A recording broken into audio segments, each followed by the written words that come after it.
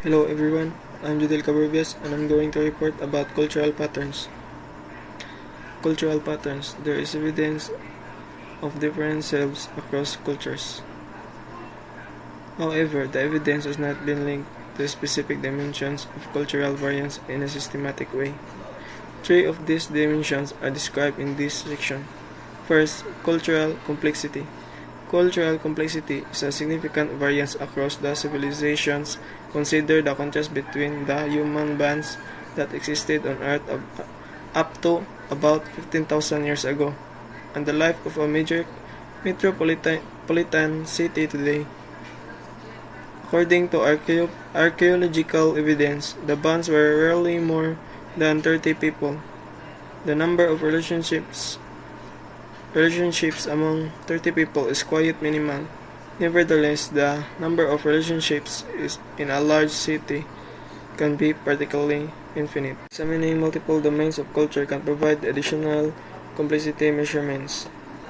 Language, technology, economic, political, and educational systems, religious and aesthetic patterns, social structures, and other factors all contribute to culture.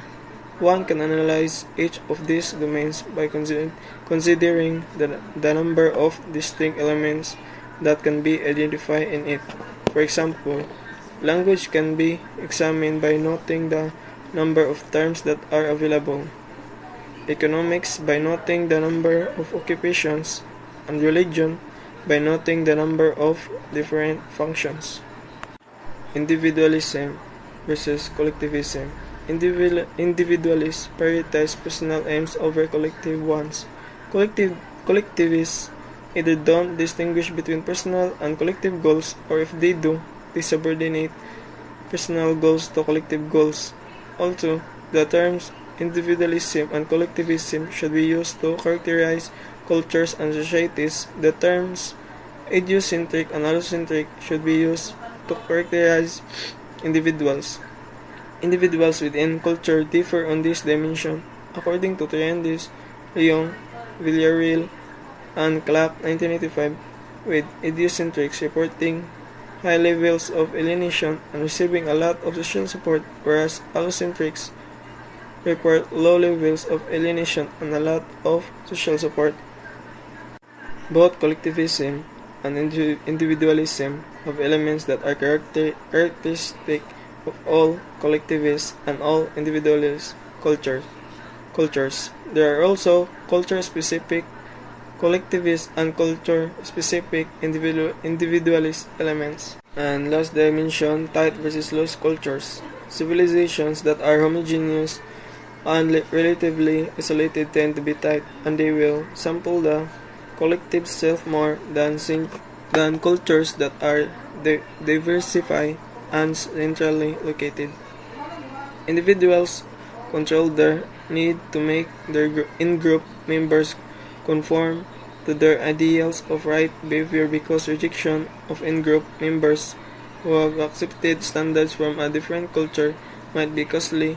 As a result, the culture becomes sloppy. Relationships among dimensions of cultural variation. Individualism is related to complexity according to a curvilinear function because proto-individualism is found in nomadic groups of food-gatherers because it is more productive to acquire food in a scalar rather than a collective fashion. Such groupings allow individuals to have great freedom of activity outside the collective, despite their intense attachment with the family or band. High levels of collectivism can be seen in agricultural communities, and most theocracies have an agricultural foundation. Neo-individualism can be found in modern industrial contexts, in which a small group, such as the home or the workplace, plays a key role in influencing behavior, but the individual has great freedom of action outside of their group. Cultural complexity and tightness are unrelated, yet the four quadrants defined by these two factors can be used to identify different sorts of cultures. The loose/complex quadrant is typical of industrial democracies. The tight/complex quadrant is typical of totalitarian industrial states. The loose/simple quadrant is typical of hunters and gatherers, and the tight/simple quadrant is typical of agricultural simple cultures, according to Bulb, 1978. And finally, the relationship between the collectivism and tightness is most likely to be linear. Although not particularly significant, we can expect many exceptions to the pattern of tightness and collectivism against looseness and individualism, because the two conceptions have different roots. And that's all. Thank you. Good day everyone. Good day everyone. We are the group 3. And today we're gonna tackle about the self and social behavior in differing culture contexts. Culture and self. Culture is to society what memory is to the person. It specifies design for living that have proven effective. In the past, the ways of dealing with social situation and ways to think about the self and social behavior that have been reinforced in the past. What is culture? Cultural can change have many causes, including the environment, technological invention, and contact with the other cultures. Additionally, culture ideas may transfer from one society to another. Through diffusion of alteration, discovery and invention are mechanisms of social and cultural change. So, how we see ourselves shape our lives and is shaped by our culture context. Self-perception influence, among other things. How we think about the world, our social relationship, health, lifestyle, choices, community engagement, political action, and ultimately our own and other people well-being. There are three aspects of the self: private, public, and collective, with different probabilities in different kinds of social environments were sampled. So, there are three dimensions of culture variation. There are the individualism, collectiveness, tightness, looseness. The more complex the culture, the more frequent the sampling of the public and private self, and the less the frequent the sampling of the collective self. The more individualistic the culture, the more frequent the sampling of the private self and less frequent the sampling of the collective self. Collectiveness. External trait. Competition with outgroups. Collectiveness. External trait. Competition with outgroups and common fate increase the sampling of collectives. Cultural homogeneity result in the tightness and in the sampling of the collective self. The article outlines theoretical links among aspects of the environment, child rearing patterns, and cultural patterns, which are linked to the differential sampling of aspects of the self. Such sampling has implication of social behavior. Good morning, sir. Good morning, classmates. I'm here to discuss about individualism and collectivism. I'm Ryan M. Dizo, so let's start. Individualists give priority to personal goals over the goals of collective. So it means individualists base their goals on their own. They do not base their decision to their groups, but instead in their own. While collectivism base their decision in their group.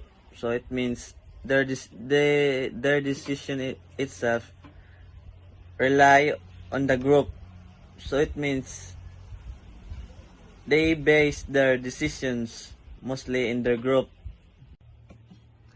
Okay, in the work of Hofstede is power distance, the tendency to see large difference between those with power and those without power.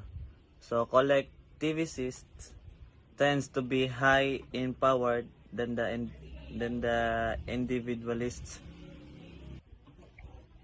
Although the terms individualism and collectivism should be used to characterize cultures and societies, the term idiocentric and allocentric should be used to characterize individuals. Okay. What do we mean by idiocentric? So idiocentric means it is self-centered, means it is himself or herself decision. While allocentric means it is group-centered. So the goal is in group. So they base their decision on the group itself. Triandris, Leong, Villarreal, and Clark 1985 have shown that within culture there are individuals who differs on his dimensions. Their findings were replicated in Puerto Rico.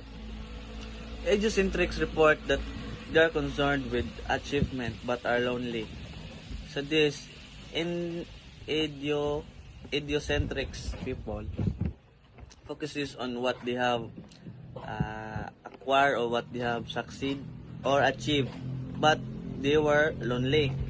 While allocentrics report low alienation are receiving much social support. Why they have this much social support? As we define allocentrics, it means that their decision or goal focuses on group. So, or it is group centered. So meaning there were more people. So therefore there are more support than idiocentrics. Culture complexity and tightness are unrelated, yet the four quadrants defined by these two factors can be used to identify different sorts of cultures. The loose complex quadrant is typical of totalitarian industry states. The loose simple quadrant is typical of hunters and gatherers. And the tight simple quadrant is typical of agriculture simple cultures. According to Bold 1978, finally, the link between collectivism and tightness is most certainly linear, but not particularly strong, because the two nations have different antecedents, such as collectivism is equal to common faith versus individualism is equals to individualism. Good day everyone. My name is Jessiemiles Oraño. My topic is content of self in different cultures. The specific content of the self in the particular cultures will reflect the language and availability of mythological constructs of that culture. There are different content of self in different cultures. Culture helps define how individuals see themselves and how they relate into others. Remember that individuals differ in many ways. For example, having a peace of mind and being free of worries have been emphasized as aspects of the self in India, while in the America they also have some things that emphasize as the aspect of their self. Next, public self is different collectivist and individualist culture. Individualistic culture is assumed that others will value autonomy, independence, and self-reliance. Collectivist cultures, conformity to the other in public settings is valued. Public self is different in collectivist and individualist culture. Since individualist culture, people will be based by their attribute, their act to impress others, they think of themselves as a high valued because of what they have. On the other hand, the collectivist culture, people being nice to others is a high value. Next, the person is less self-contained in the collectivist than individualistic culture because the collective self in collectivist culture include elements such as I am pilotimos, meaning I must act as I expected of me by my family and friends. Also, that I must maintain harmony with my in-group even when that is very disagreeable, unlike to the individualistic who has freedom to express themselves. Identity is defined on the basis of different elements. In individualistic and collectivist culture, individualistic culture identity is tend to emphasize elements of identity that reflect position, such as what do I own, what experiences have I earned, and what are my accomplishments. Collectivist culture identity is defined more in relationships, such as I am the mother of X, I am a member of family Y. Thank you. Traian these consequences of sampling the private and collective self. In this section, the theoretical ideas are presented and the literature related as well as relevancy. An important consequence of sampling the collective self is that the element becomes salient. Norms, roles, and values become obviously correct way to act. Individuals pay more attention to in-groups and out-groups and moderate their own behavior accordingly. The determinants of social behavior shift depending on the classification. Individual cultures tend to be more complex. It can be potentially be member of the in-group. So the individualistic cultures can join any group or in groups rather so that they can interact other member of the group to socialize and visualize.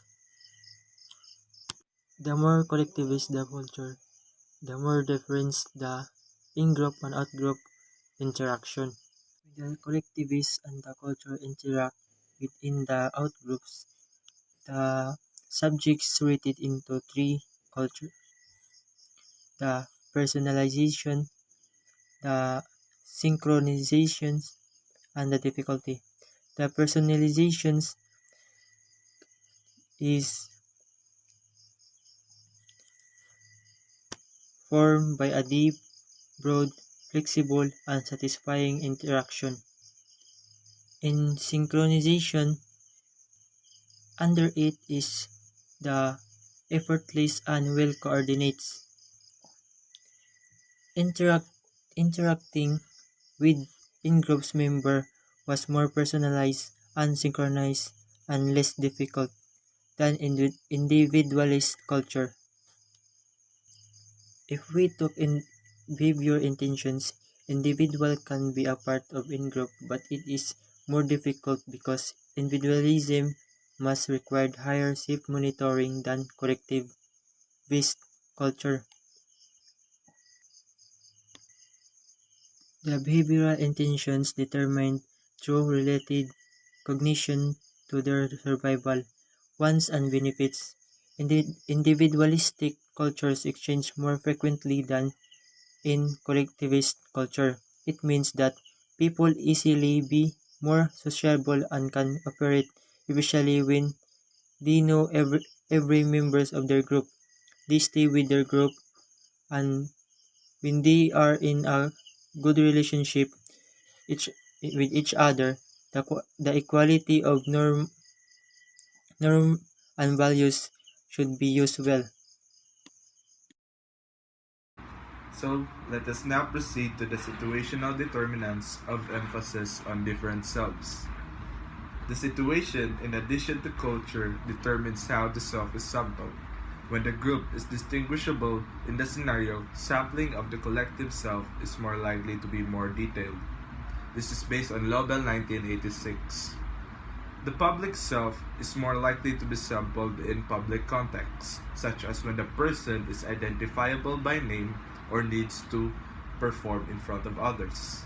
The public self may not be sampled at all in private contexts, such as when the individual is nameless or de-individuated. The public self is more likely to be sampled in settings where the future interaction between the person and the others is expected. However, a camera is more likely to engage the public self, but a mirror is more likely to focus on the private self.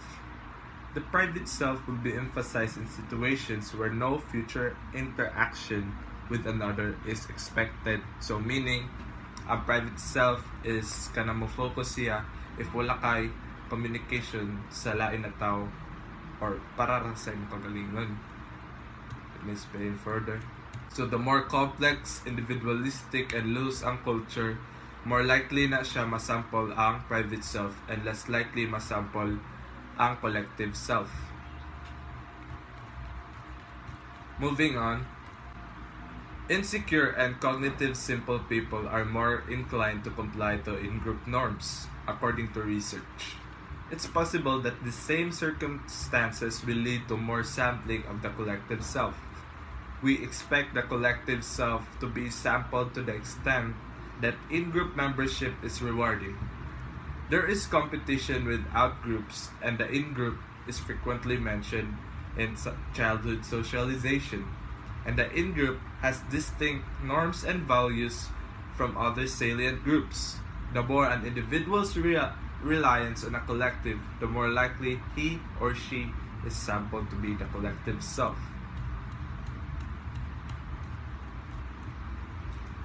So when the people sample the collective self, it is more likely to be influenced sa mga norms niya, sa iyang mga buhatonon or roles, and sa iyang mga values o kanang mga virtues niya. It's particularly collective, so when they do not sample the collective self, when they are influenced by a collective, they are likely to behave in ways considered appropriate by the members of that certain collective. Survival, on the other hand, is predicated on few and certain resources in many non-literate civilizations. It is common to discover social patterns that boost likelihood of survival through sharing sources.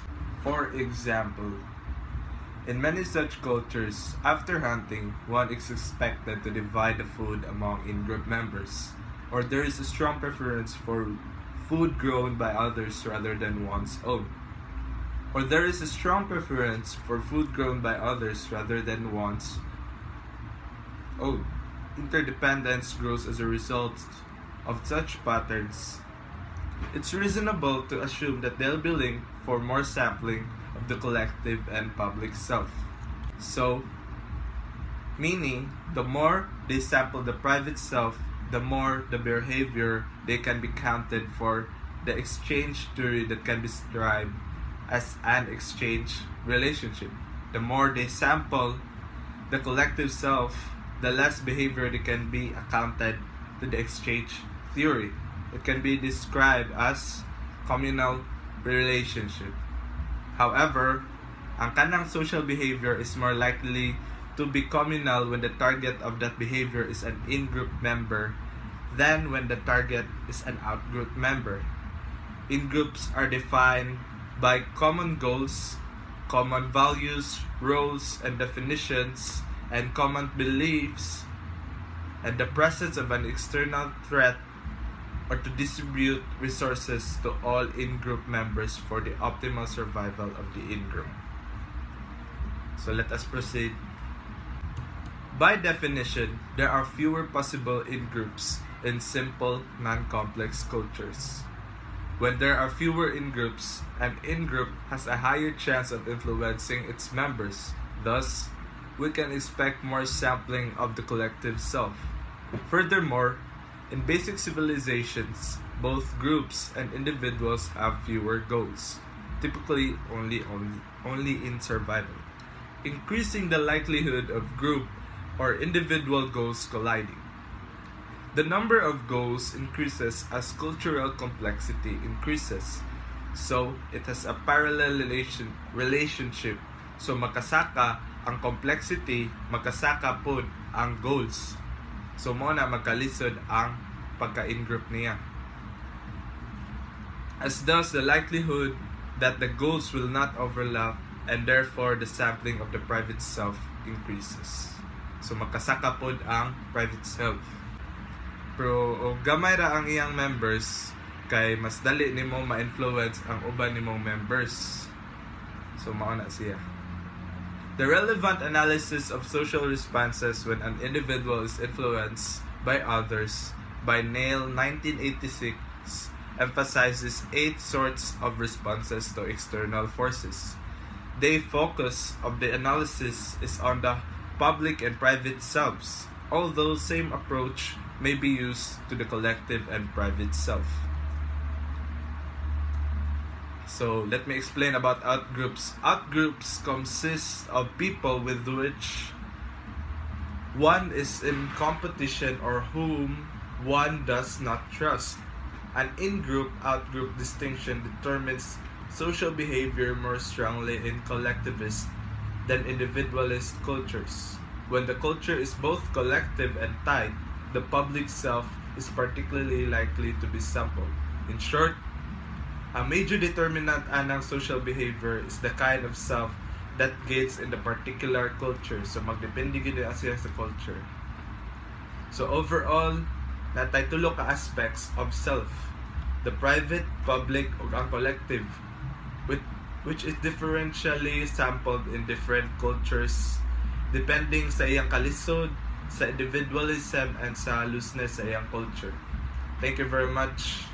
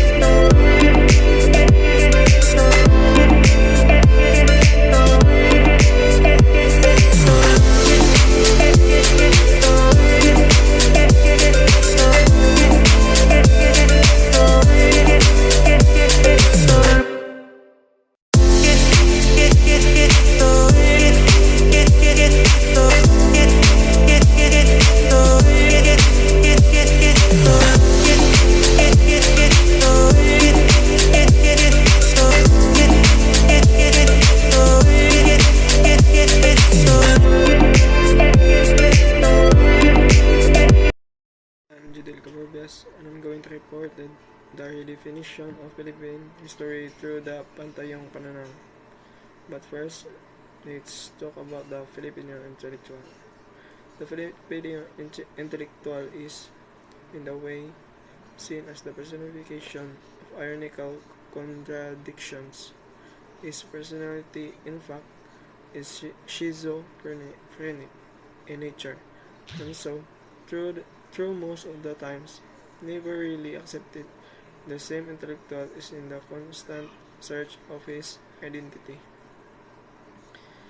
In the specialized practice of history, bagong kasaysayan provides some solutions to his search for the Filipino intellectual historian. Bagong kasaysayan demands that the historian write a relevant and important history that is just for Filipinos and no one else. History should be written in Filipino at the very least. The redefinition of Philippine history through the Pantayong Pananaw. The Pantayong Pananaw is a notion proposed by historian Dr. Jude A. Salazar, who aimed to an independent discourse in the national language for history and social science among Filipinos. The Pantayong Pananaw was conceptualized within the context of the national political crisis in the Philippines. Poverty and widespread dissatisfaction make the Filipino people increasingly dismissive of everything related to their leaders and government. Politicians became symbols of graft and corruption, and hence the main cause of the Filipino suffering. The Filipino people's political involvement and demonstrations became the result of this.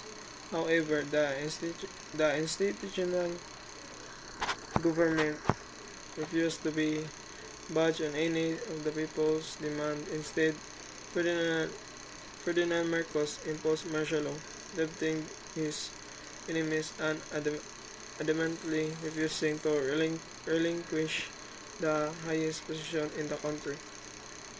And that's all. Thank you.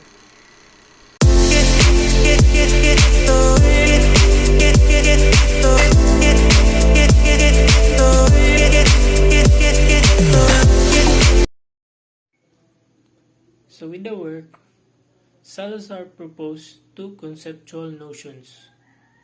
He presented the notion and idea of kasaysayan. Salazar also made a political statement that embraces not only the practice of historical science, but also the practice of the wider discipline science. Salazar proposes to the Board of Education that formal education be proved in both English and Filipino at all levels. Virgilio Enriquez translates the information from English to Filipino. Formerly Illustrious Enriquez. And also, Filipinos find it difficult to teach Filipino because English ang mga kagamitan sa una sa literature. They don't have a translator to translate Filipino language. Salazar. Jose Ataiza Salazar is a Filipino historian, anthropologist, and philosopher of history, best known in pioneering an unique perspective in Philippine history called Pantayong Pananaw, earning him the title Father of New Historiography. He suggests to the National Board of Education of offering formal education in all levels in both English and Filipino, since English and other language like Anglo-English was the language they taught before. Virgilio Enriquez, also known as Dr. E, was a social psychologist and the father of Filipino psychologists or ama ng Psikolohiyang Pilipino. He established the Pambansang Samahan sa Psikolohiyang Pilipino, National Organization of Filipino Psychology. Loob is the innermost self.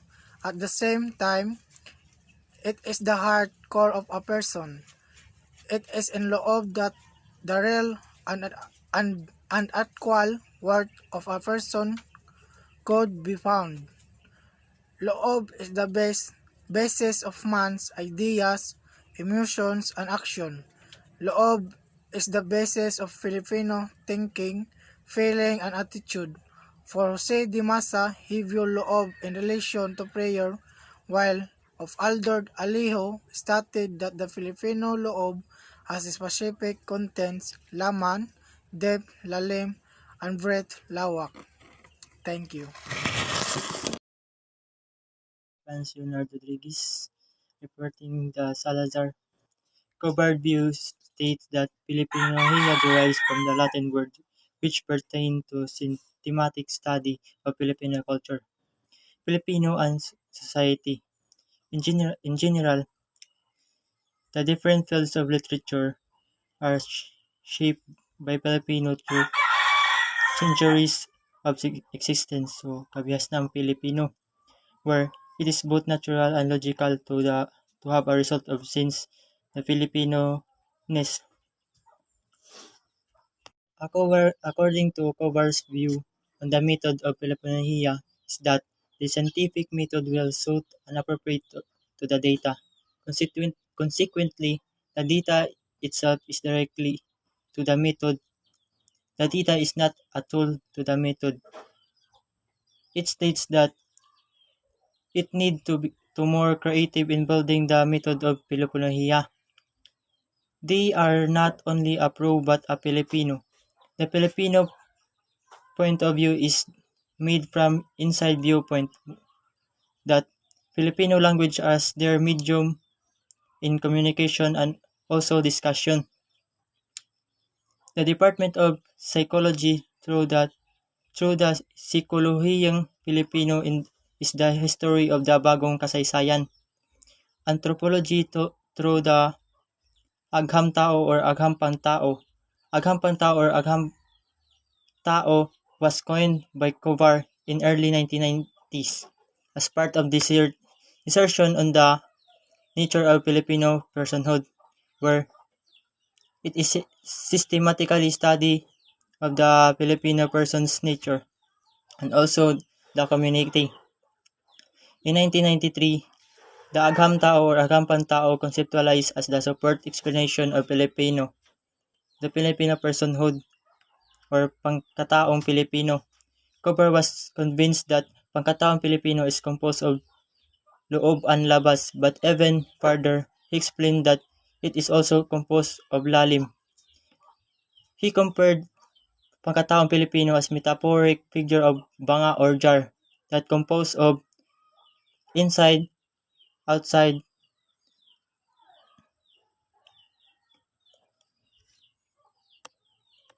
at pangloob. Cooper views remark and proved that there is intellectual discourse which aims to find out more utility through norms and standard of Filipino. Salazar made the difference between these two clear. 2 years after the start of the graduate program, carrying the same name in U.S., Filipinohia's concern is to report and explain the Filipinas in their own term and with a view of strengthening Filipino nationality, to pursuing Filipino nationals' ideals or pambansang adhikain at mithiin. In contrast, Philippine studies is precisely an aerial studies for the nationalities and cultures studying the Philippines from their own viewpoints. So to continue, in a figurative sense, Alejo wishes to contribute to the attempts of free Filipino words, in fact, the entire language, from the enslavements that it has received from earlier intellectual works produced from English. Despite the fact that a member of social scientists who were members of the Pambansang Samahan ng Psikolohiyang Pilipino at the time were doing the opposite. Alejo continues to believe in the Filipinos' language capacities and future potentials as an actual operative language of intellectual discourse. However, a number of intellectuals in the UPD never stopped believing otherwise, and in fact, even though Enrique started on sharing Psikolohiyang Pilipino with the English-speaking public, their number was even continually growing. More and more intellectuals were becoming convinced of the logic of indigenization of the practice of their disciplines within the country. Beside those, for us anyways, of the Pantayong Pananaw group led by Zeus Salazar of History Department, another led by Prospero Covar of the Anthropology Department was slowly but making sure of their process. Filipinization is achieved through the use of Filipino language, which is well known, through the conceptualization of the term agham tao or agham pantao, which should represent his or some other colleague's practice of the previously mentioned science.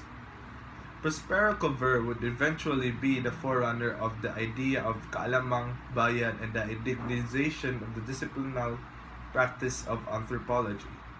In addition, these scholars would receive the University of Pennsylvania's General Institutional Finding. So, mitras na itabo ni ang academic community kay na fed up sila sa various Filipino publications sa Psikolohiyang Pilipino as well as sa Pantayong Pananaw School. Salazar, however, together with Katong Covar, during the deanship of the former College of Social Sciences and Philosophy, would even further their movement sa ilang philosophy. By exerting their efforts and hard work, the college graduate program Philippine Studies and replacing it with the program of Filipino Hiya in the same year, 1989. Covar himself officially published his own conceptualization of the mentioned Filipino idea. According to him, Filipino Hiya is the simplest form, refers to the systematic study of the Filipinos' people, culture, and society. Each of the proposed studies of various areas of the people's culture should be done in such a way to emphasize the Filipino-ness of each research field. After all of these concretizations were created and developed by the Filipino. So binuhatan niya sa Filipino sa atong kaugalingong kababayan existence as a kabihas ng Pilipino. It is only natural and logical that their outcomes would further reinforce to the sense of Filipino-ness. They aren't just pro-Filipino, but they are also Filipinos as well. So, meaning, dili ra sila proactive para sa mga Pinoy, but mismo sila kay naidugong Pinoy. They are created with a Filipino perspective in mind. As a result, they are created from and with the insider's perspective, meaning mula sa loob. The Filipino language is their primary means of communication and discussion. So, as covered explained, ang Filipino Hiya na may katutubong kamulatan at kamalayan ay nakaugat sa pananaw ng mga Pilipino upang makabuo ng pambansang kabihas na at hindi lamang upang pag-aralan at nangyari ang mga Filipino sa bansa. Ang dalubhasa sa Filipino Hiya, Filipinohista or Filipinist, ay may pananagutan sa bansang Pilipino na hindi masasakyan ng banyaga. So, quotation ni siya ni Covar, meaning na ang Filipinism kay dili ra kanang study about sa mga Filipino, but it is also unique na dili siya makapi-copy ra sa ubang foreigners. To continue Covar quote, nag-aatubili ako sa pagtanggap ng may banyagang mas Pilipino pa kaysa katutubong Pilipino. Ang maka-Pilipino o makabayan ay nagtatakang maging Pilipino at umibig sa bayan. Sa tunay na Pilipino, ito'y bahagi ng kaniyang paninindigan. Ibig sabihin, ito ay nasa dugo at laman. Thank you very much.